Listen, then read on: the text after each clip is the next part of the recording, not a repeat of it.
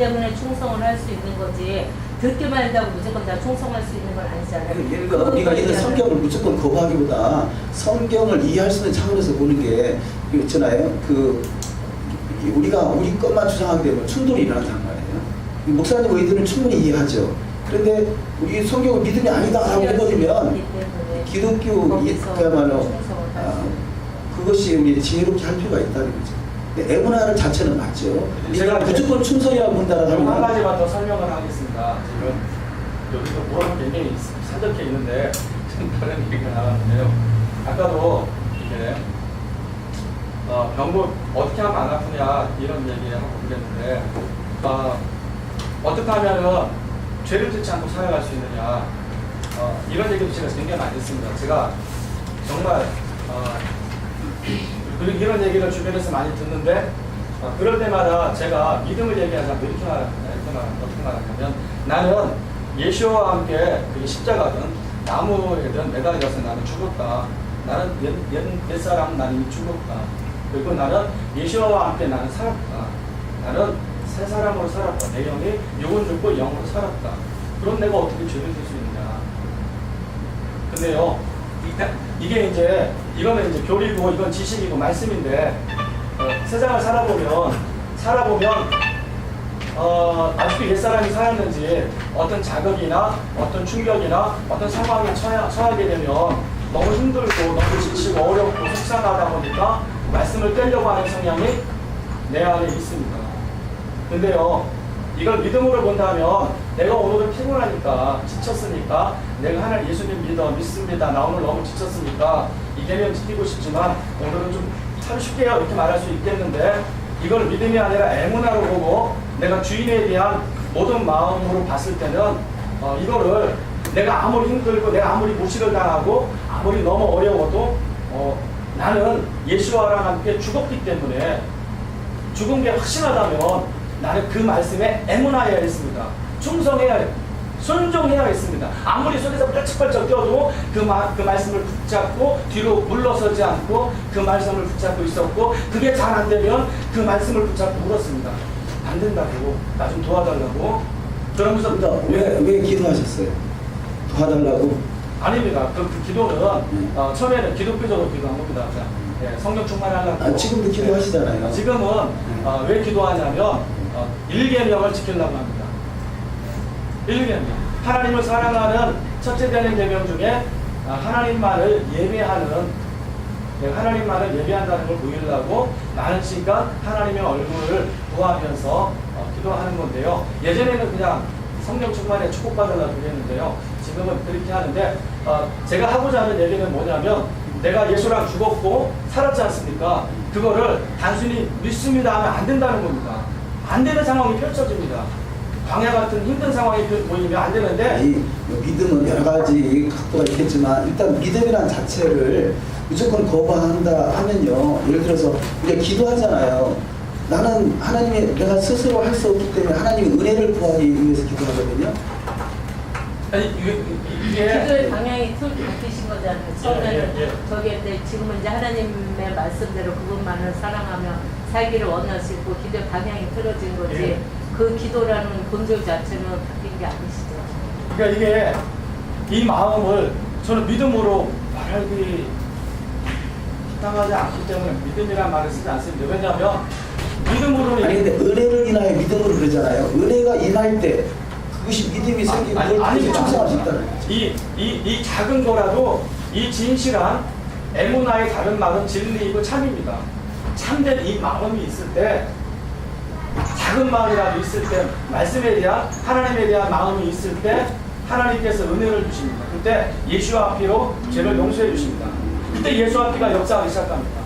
그러면 그 피로 죄사함을 받고 정결하게 된 나에게 내가 진실한 마음이 좀 더 커질 것이고 그 마음이 생기고 그게 소중하다는 걸 알게 된 것 자체가 하나님의 은혜가 부어졌기 때문에 그게 내 가치관이 변해서 이전에 있던 것들이 이제 나오사고 정말 그 예수만으로 그러니까 복음이 전달된 걸 은혜라고 생각한다면 내가 그 부분까지는 뭐라고 하지 않겠습니다. 그러니까 복음을 받아들여도 거부하는 사람들은 많이 있습니다. 그렇죠. 그러니까 그 은혜를 그러니까 저는 은혜를 인하여 믿음으로 말미암아 그렇게 해줬고요. 은혜를 인하여 충성으로 말미암아. 복음을 달라는 게 있지 않습니까? 근데 은혜가 먼저라는 거죠. 은혜가 먼저 아닙니다. 은혜를 빼버리면 아무리 우리가 충성하고 싶어도 안 된다는 거죠. 아닙니다. 은혜는 그 다음에 오는 겁니다. 목사님이 네. 그렇게 충성을 하시고자 하는 것조차 하나님의 은혜로 은혜 보여주셨기 아닙니다. 때문에 가능한 거지. 진실. 목사님 안에 예, 어쨌든 목사님 말 이해가 됐고요. 어쨌든 오늘 지금 내가 나누자 하는 것은 우리가 지금 한국 메시아닉은 사탄에게 핏값을 줬다 그 의도가 아니에요.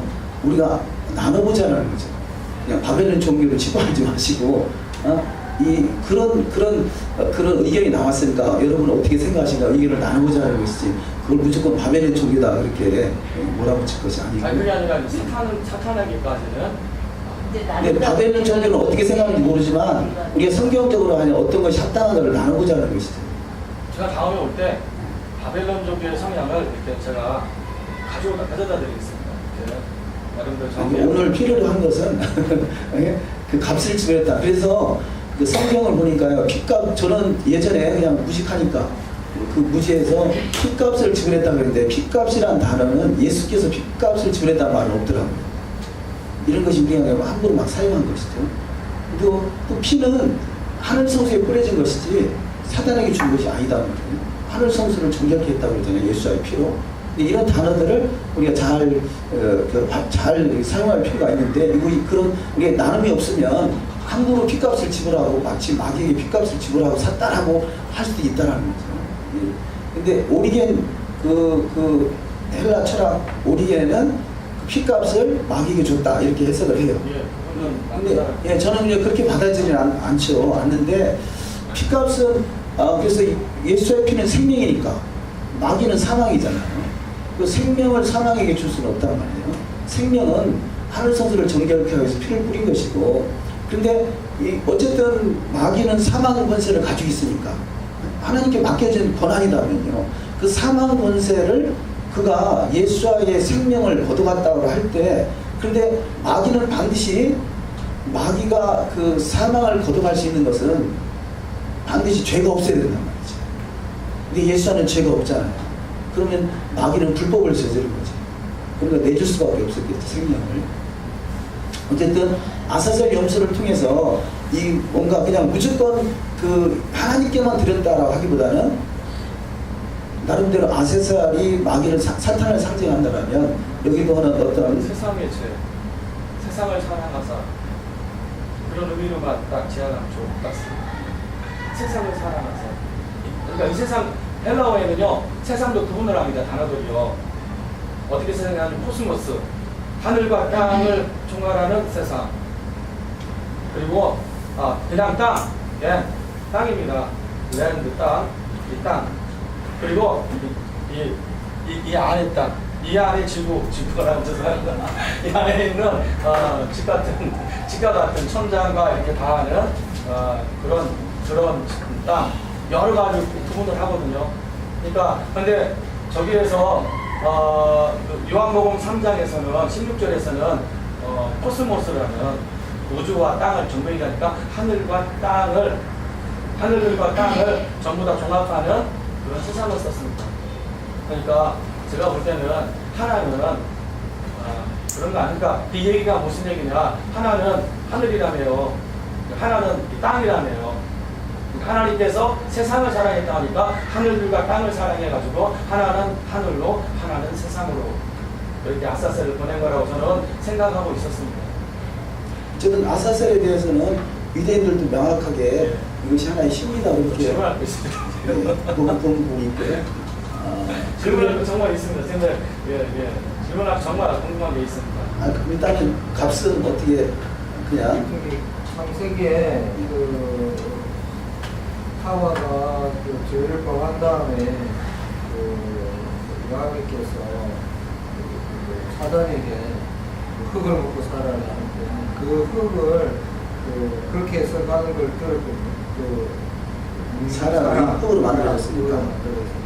어떤 토라에서 어떤 경우, 그러니까 죄를 범하는 경우에 사람을 먹고 사는 그런 어떤 지분을 어떻게 가진 거라면 그게 사단에게 맡겨진 역할이라고 네, 그러죠. 그런 역할을 한번 아까 목사님 말씀하신 것처럼 그 토라를 어겼기 때문에 그 영역은 어둠에 속해지니까 이 어둠의 왕이 사단의 어떤 영역에 속해 있는 거고 그거를 우리가 그 영역에서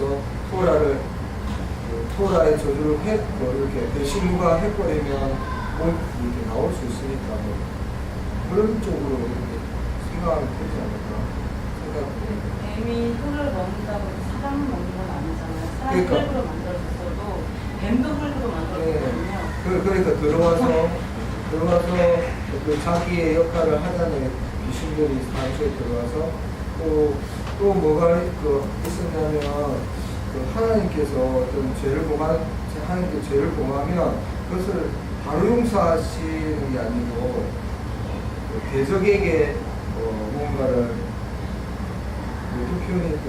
대적에게 기회를 줬다는 어떤 표현이 있던데 그러기 때문에 그 어떤 기간을 이렇게 하지 않으면 하나님으로서 이렇게 할 수 있는 그런 어떤 그러니까 토라에 대해서 매우 능력도 있어서 그 부분은 또 모세의 그 시체를 가지고 싸울 때 그런 말도 있었잖아요. 당연히 모세의 시체는 하나님 것이다 내 나라 이렇게 하지 못한다는 거예요. 그래서 그냥 하나님께서 뭘 꾸짖는다라고 말하면서 그렇게 싸웠다 뭐 이런 말도 있습니다. 마귀가 어떤 미가엘 천사가 루시파를 잘 지켜줬잖아요. 재판권은 하나님께 있기 때문에 그 사탄을 재판하지 않고 그러니까 사탄에게 지금 토라에서 사탄에게 주어진 부분이 있으니까 그 부분은 그 사단이 관할하는 그 자기의 어떤 권한 이게 이제 우리가 진짜 그러면 이 메시아닉도 그렇고 기독교도 그렇고 유대교도 그렇고 훌륭한 켈빈도 그렇고 또 칼바르트도 그렇고 다 영의 해석을 합니다. 문자 말고 영적인 의미가 있다. 계속 영의 해석을 하는데 이게 굉장히 그럴듯하게 느껴질지 모르는데 그냥 말이지 않습니까? 소리 하나님의 마음을 문자로 기록한 거잖아요.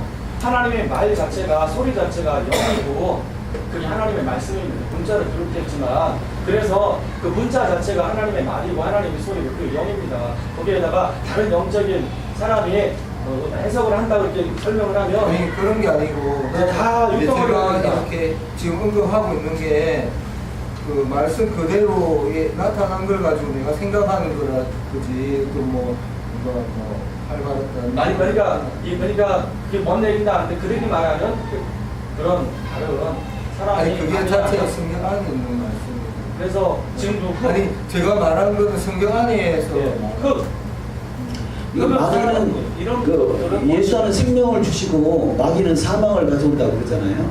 그럼 예를 들어서 우리가 그 병 걸렸을 때 병을 이 예수께서 더 중한 병이 고쳐주면서 더 중한 병이 오지 않게 죄를 짓지 말라고 그러잖아요. 그럼 죄를 짓는다라는 것은 중한 병이 걸린다 그 말은 다시 말해서 마귀의 그 사망의 지배를 받을 수밖에 없다는 의도가 되잖아요. 그것을 그걸 영의 해석이라고 그렇게 하면 안 된다고. 토라는 그리 말하고 있지 않습니다. 저도 다 이해를 다 하거든요. 아니, 토라를 해석하는 것이 신약이라면 신약에서 그렇게 말하고 그게 있잖아요. 아니라 전 목사님 정말 굉장히 잘 이해합니다. 왜냐하면 제가 볼수 기독교니까 그러니까 거기서 그러니까 살았으니까 근데요 토라를 읽어보는 순간 저는 병은 마귀가 주는 줄 알았습니다. 진짜로. 근데 병을 야훼 하나님이 주시더라고요. 그렇게 기록되어 있으니까 신명기 28장을 히브리어 성경으로 읽는 순간 눈이 깨는. 근데 이제 그러니까 말씀을 벗어나면 병이 온다. 그것은 하나님께 줬다라고 하는데 그 하나님께 줬다는 그 역할이 있잖아요. 예수께는 생명을 하늘과 땅의 권세를 줬다라면 마귀에게는 사망 권세를 줬다라고 할 수 있어요. 하나님께서 병을 가지고 미슈파도 토라를 깨는 사람들을 올라탈 거래요. 그래서 그 병이 상당히 에무나가 있대요. 근데 내 에문이 이렇게 써 있어요. 병들이 상당히 에무나가 있대요. 내 에문임은 아만의 일명 분사형인데, 그러니까 하나님께서 질병들을 붙잡고 토라를 깨는 사람들을 올라탈 것이다. 언제까지? 그 사람의 생명이 파괴될 때까지. 신명기 28장에 나오는 표현들인데요.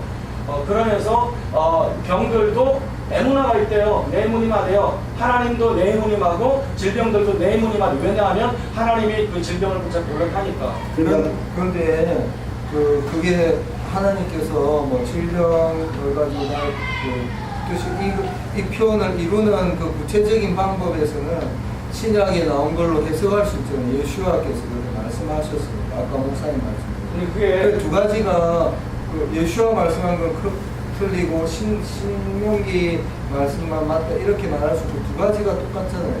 이게 예수와는 자기 마음대로 하는 게 아니라 하나님의 말씀대로 한다는 거죠. 그러니까 그 말씀대로 말씀하시는 예. 거예요. 그러니까 그 해석을 말씀하시는 거예요. 사망 권세는 마귀에게 있는 게 아니라 죄에게 있다고 생각을 해요. 죄를 이겼기 때문에 사망 권세를 이겼다고 생각을 하거든요, 저는.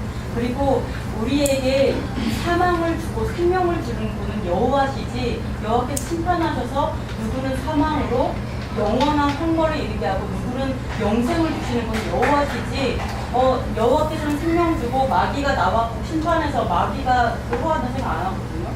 물론 얘는 어차피 사망이 자체가 사망이잖아요. 그러니까 걔네들은 같이 있겠지만 어쨌든 사망과 영생을 주는 모든 분은 여호와라고 생각을 해요. 왜냐하면 백보자 심판에는 여호와께서 심판하시거든요.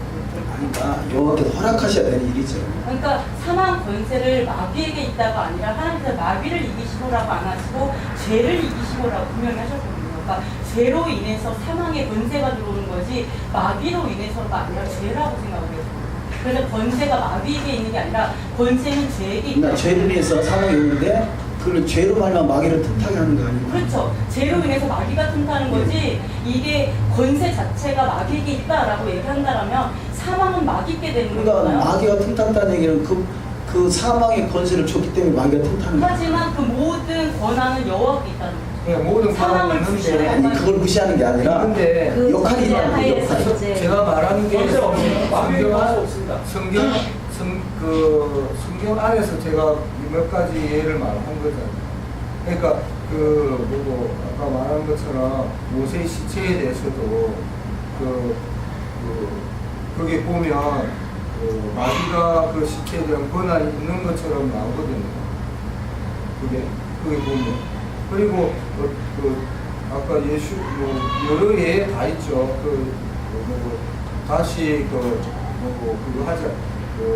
더 중앙정에 걸리지 않도록 죄를 지지 말라. 그럼 죄 지으면 사단이 다시 들어와서 그 사람 지배하는 지배의 그 권세. 사단이 들어오는 게 아니고요. 그렇게 말하면 안 되고요. 죄를 지면 토라의 저주가 옵니다. 근데 사탄은 와서 뭐 하냐면 미혹시킵니다. 그러니까 가룟 유다 안에 예수와를 타락한 목도로 그 생각을 심어주듯이 이렇게 생각을 심어줘서 미혹을 해서 이 사람이 토라를 깨게 만듭니다. 계명을 파괴하게 하고 계명을 계속 파괴하면서 사탄의 말을 들으면 나중에는 사탄이 걔가 거기가 집인 줄 알고 들어갑니다. 그래서 그 사람이 사탄의 조종을 받을 뿐이지 사탄이 모든 영역에 있는 건 아니에요. 토라의 저주입니다. 그리고 이것을 죄의 토라라고 합니다. 그래서 신명기 30장에서 내가 너희들에게 14절인가 15절에 이런 말씀이 있죠. 내가 너희들에게 생명을 준다. 생명들을 놓고 사탄이 들어오면 병이 생기는 거 아닐까요? 아니죠. 이미 죄가 생겼기 때문에 병이 생기는 겁니다. 불순종으로 아니 당연하지. 죄가 있으니까 병이 생기는데 그 병을 일으키는 역할이 사탄이 아니냐는 거죠. 사탄은 그게 아니고 토라의 저주라니까. 그러니까 불순종으로 병은 하나님이 주신 토라의 저주 여호와께서 주시고 토라의 저주인데 병은 하나님이 주십니다. 예, 그렇게 네. 그걸 부인하는 게 그 안에서 그 역할을 하는 게 마귀라는 사탄이 안 나가도 병은 고쳐집니다. 경험적으로 그렇습니다. 그리고 사단이 미혹을 안 그리고 해서 나갔다가 또 들어옵니다. 스스로 예수가 말씀한 부패하는 거고. 거죠. 그 사람이 토라대로 안 살면 쫓아내서 또 왔다 또 들어옵니다.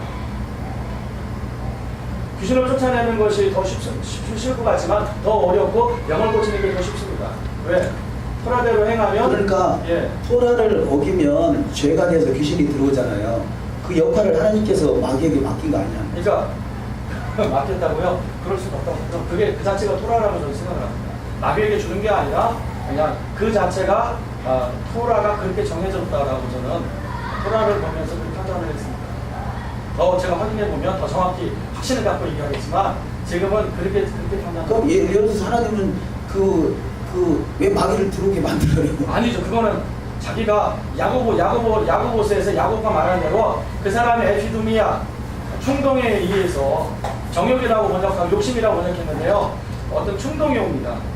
쉽게 말하면 뭐냐면은 내가 오늘 돈을 더 벌었으면 좋겠다. 내가 오늘 영화관에 가면 좋겠다. 영화관에 갔습니다. 시간이 늦어졌습니다. 오늘 기도해야 되는데 기도도 못했는데 그리고 잤습니다.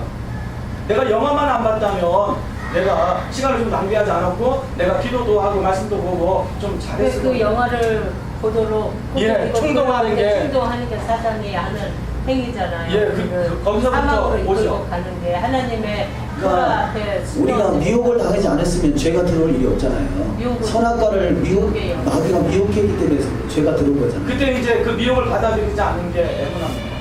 그렇죠. 그야 받아들이 않는데 마귀는 미혹하는 것이고 내가 미혹을 당한 순간에 마귀는 들어와서 병을 일으키고 사망으로 끌고 간다 할 수 있죠. 그때 그 소리를 외면하고 그걸 생각을 받아들이지 않고 내가 그냥 하나님께 애문하듯이 그냥 그러니까 미혹을 안 당하면 얼마나 좋겠어요.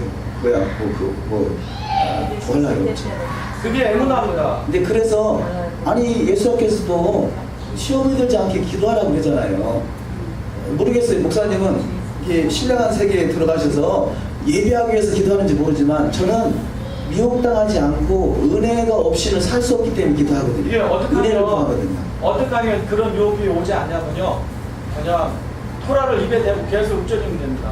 그게 기도라고 생각하거든요. 그리고 토라 읊조리고 마음에 새기고 또 예수와를 계속 입으로 읊조리고 마음에 새기고 이렇게 30분이 지나지 않도록 너무 바쁠 때는 1시간 지날 수 있지만 수시로 계속 그게 사도 바울이 가르치는 방법이기 때문에 모세가 가르치는 방법을 그렇게 하면은 예, 그걸 기도라고 자체가 할수 있어요. 기도 아니에요. 그게 기도 아니에요. 그게 그러니까 말씀화 되는 거죠. 말씀이 채워지는 거지. 그게 기도가 에무나 하나님 앞에 우리 하나님 뜻대로 살고 하나님과 아들을 예, 이루어가기 그게 에무나의 토라예요. 간구하고 예. 주님을 바라보는 거잖아요. 그게 아니, 전부 에무나의 토라입니다, 그게. 맞는데 그 근본적으로 생각하시는 무조건 막 부인하고 믿음을 아니다, 믿음은 필요 없다 이게 아니라는 거죠. 금방 말한 요거를 믿음으로는 전부 다 알지 못합니다. 아니 이거 다 담을 수 있다는 게 근데 아니라 우리가 어쨌든 목사님의 그 의도를 충분히 이해가 되는데 이 에무나를 무조건 충성이라고 하면 우리가 복음을 전하는 데 있어서 토라를 전하는 데 충돌이 일어난다는 그건 거죠. 이제- 저들은 무조건 다 거부한다. 무조건 다 부인한다. 그렇게 돼버리는 이거는 기독교에 갔을 때는 믿음으로 얘기하고 우리끼리는 그러면 안 된다. 다 이제 메시아님은 용어를 분명히 정리를 해서 우리는 이렇게 알고 있고 그리고 기독교에게 복음을 전할 때는 우리가 이렇게 하자. 아니 나는 내가 믿음이라는 단어가 충분히 이해가 돼요. 이렇게 믿음이라고 설명할 그러니까 에무나를 예를 들어서 우리가 샤밧 그러면 우리 안식 그렇게 번역했으니까 안식 쉬는 것만 생각하는데 샤밧 안에 다양한 어떤 그 하나님의 의도들이 있단 말이에요. 마찬가지 에무나는 맞지요. 근데 에무나를 무조건 충성이라고 보기보다는 네, 제가- 우리가 말하는 믿음이라는 단어로도 충분히 볼 수 있다는 거죠. 제가 왜 계속 얘기하냐면 여기서요 이 저자분이요 저는 한 번도 못했지만 이분도 메시아닉인가요? 유대인인가요? 이분은 정통 유대인 같지 않고요. 왜냐면 내가 책을 읽으면서 이분도요 쭉 읽어가면서 제가 느낀 건 뭐냐면 이분도 율법주의를 설명하는 걸 보면서 목사님 메시아닉은 율법주의를 뭐라고 얘기하나요? 율법을 지켜야 구원받는다. 그게 율법주의인 거죠. 그게 율법을 지켜서 구원을 받는다는 거죠. 예. 근데 우리가 할례를 받아서 구원을 받으면 가능하면 구원 못 받는 거죠. 율법을 지켜서 구원을 받는 거니까 예. 사도 바울 우리가 말하잖아요. 할례를 받아서 너희가 구원을 받는다고 말하면 다른 율법을 깨면 너희들은 구원을 받았다가 읽는 거 아니냐 이렇게 말하잖아요. 근데 여기에 보면 율법주의 나오잖아요. 얘기하다가 나오긴 나오는데 그 예. 율법주의가 제가 읽은 기억으로는 그 율법주의를 옹호하는 게 아니라 그 율법주의를 갖다가 그건 옳지 않다는 그런 걸 저는 읽었어요. 이분의 율법주의가 굉장히 저는 위험하다고 생각을 했어요. 율법주의는 사도들이 말하고 있는 그런 율법주의가 아니었어요. 그리고 오늘 공부했던 데도 율법주의란 말이 했었고 지난번 공부한 데서도 예, 구체적으로 찾아서 다음 주에 말씀해 주시기 바랍니다. 또 시간이 많이 여기 있다. 86페이지 바이올린을 끊었어요.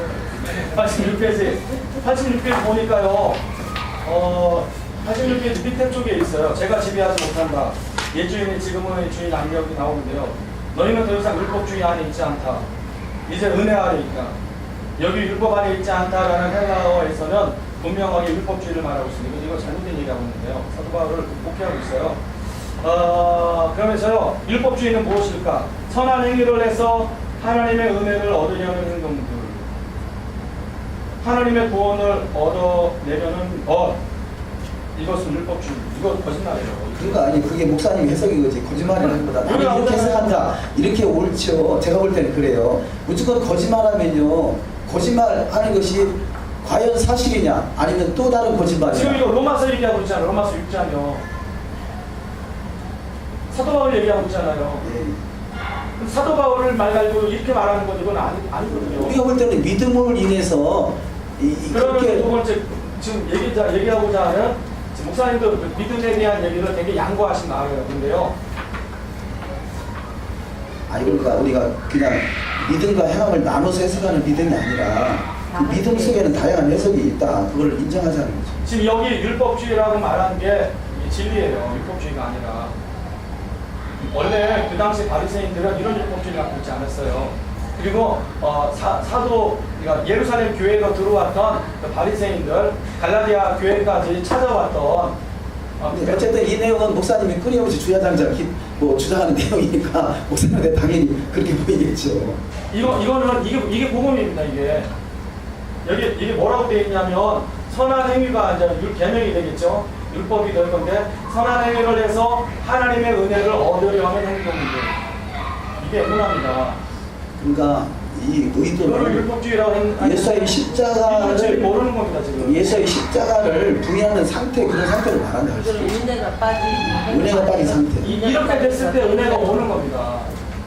은혜가 있기 순서가 때문에 틀렸습니다. 이게 그것도 잘못했습니다. 아니, 그건 계속 목사님 주장하는 거예요, 그 내용은. 근데 어쨌든요, 은혜를 인하여 믿음으로, 에무나로, 그것은 우리가 가장 기본적인 기본이라고 생각해요. 그래서 제사장의 축복에서도 하나님은 너희를 지키시기를 원하고 복주시기를 원하고 얼굴을 들어 은혜 베푸시기를 거기 은혜 나오잖아요. 네, 은혜 베푸시기를 원하고 또 우리에게 얼굴을 향하여 대서 평강 주시기를 원한다고 하나님의 은혜가 내려졌을 때 예, 최고의 샬롬 안으로 우리가 축복, 가는 거잖아요. 율법입니다. 은혜를 어떻게 빼요? 은혜가 율법입니다. 네.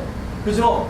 그 다음에 샬롬이 어떤 율법입니다. 단어를 한 단어를 고정시켜서 그 단어만 요렇게라고 다 정할 수는 없고 지금 머리가 이렇게 소리되어 계시잖아요.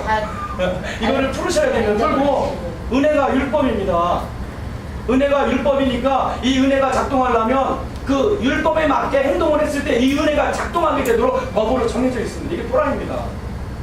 근데 은혜가 마치 율법이 아닌 것처럼 계속 얘기를 하니까 이게 커다란 문제입니다. 그래서 은혜가 빠진 상태의 율법을 저는 신약에서 의문에 속한 율법 이렇게 해서 이해를 하거든요. 은혜가 율법입니다. 미슈파트. 아니, 그 안에 결국 은혜를 설명하기 내용이 성경이고. 율법을 이룬다. 그래서 은혜가 작동하려면 예수님에 오실 필요가 없지요. 자, 예수의 피가 없는 상태에서 율법을 지킨다고 구원이 있나요? 그게 약속입니다. 그러니까 피는 약속이잖아요. 이건 영원 불변이잖아요. 그리고 그 말을 하고자 하는 것이지. 예수의 피가 없는 상태에서 율법이라면 그건 뭐 예수와 피는 예. 은혜인데요. 그 은혜가 작동하려면 앞에 에무나가 있어야 됩니다. 그러니까 에무나가 믿음이랍니까? 뭘 믿습니까? 예수를 믿습니까? 예수를 믿죠. 첫째는 믿음으로부터 출발한다고 그러죠. 그러면 생명을 받아서 성화에 가려고 이제는 토라를 지키나요? 그렇죠. 주님의 신부로 단장되기 위해서 토라를 지킨다고 그러죠. 절대 성화되지 않습니다. 제가 10성달에 장담을 하는데 안 변합니다. 예. 나중에 주님 오셔서 진짜입니다. 여러분 네. 진짜. 주님께 맡기시고. 왜 거짓말이기 때문에 그렇습니다. 구원에 관계된 것을 주님께 맡기시고 우리가 율법을 지켜서 감당한다 하는 것은 아닙니다. 그래서 다시 점검을 하셔야 됩니다. 어떻게 해야 되냐면 하나님에 대해서 그분의 계명에 대해서 예수와의 말씀에 대해서 예수와 하신 계명에 대해서 에무나로 다가가셔야 됩니다. 그랬을 때 은혜가 은혜를 지금 거부하는 게 아니잖아요. 하나님의 말씀과 예수 그리스도의 증거가 있어야 신부가 되고 천명왕이 되게 나 같은 세상에 그 증거들이 토라의 다른 말입니다. 하나님의 말씀이 토라고 예수의 증거는 예수의 피. 오늘도 시간이 다 갔습니다. 예수의 피가 율법 안에 있는 하나의 말씀. 어쨌든 값을 지불했다는 것이 나름대로 연구해 보시기 바랍니다. 결론을 내자는 건 아니고요. 근데 너무 다 이것저것 그 구속급 죄사함을 받았으니 이게 하나님의 선물이라고 하잖아요. 그것을 믿음이라고 표현한다는 거죠. 그래서 이게 무조건 내가 율법을 지켰더니 충성했더니 은혜가 임했다라는 차원보다 하나님의 선물을 인정하잖아요. 이게 에무나로 토라의 충성, 토라의 에무나했더니 이게 이제 카리스마입니다. 했더니 은혜가 주어집니다. 그러니까 내가 에무나로 토라에 순종했더니 하나님께서 지금 그 방식으로 카리스마 말씀을 주십니다. 하시면은 구원이 나의 의에서 이루어지는 걸로 그 주체가 내가 돼요. 근데 내 의가 아니라 그 이게 하나님이 전폭적으로 우리에게 허락하시는 은혜에 의해서 구원이 저는 이렇게 생각해요. 자, 출애굽은 홍해를 건너는 사건은 은혜를 인하여 믿음으로 됐다라고 보고요. 그 요단강을 건너는 사건은 우리가 행위로 인해서 은혜가 부어졌다. 그래서 가나안 땅에 들어갈 수 있다. 그러니까 그 두 부분을 이렇게 볼 수 있다고 보는데요. 이거를 지금 목사님은 가나안 땅을 가는 요단 사건을 앞에다 놓는 걸로 인식을 하거든요. 그래서 그게 오해가 될 수 있다. 사도 바울이 성경의 예. 흐름도 출애굽부터 시작되죠. 조금 해야합니다. 갑시다. 부산 가야 됩니다. 예, 오늘 또 고생들 하셨습니다. 밤샘에서 한번 해요. 1박 2일로 잡아야 돼요. 감사합니다. 오늘 다른 특별하고 혹시 나도 한마디 하고 싶습니다. 이제까지 안 하신 분 있으시면 서운하다고 하실 분 한번 하세요. 없으시면 주기도문으로 마치겠습니다.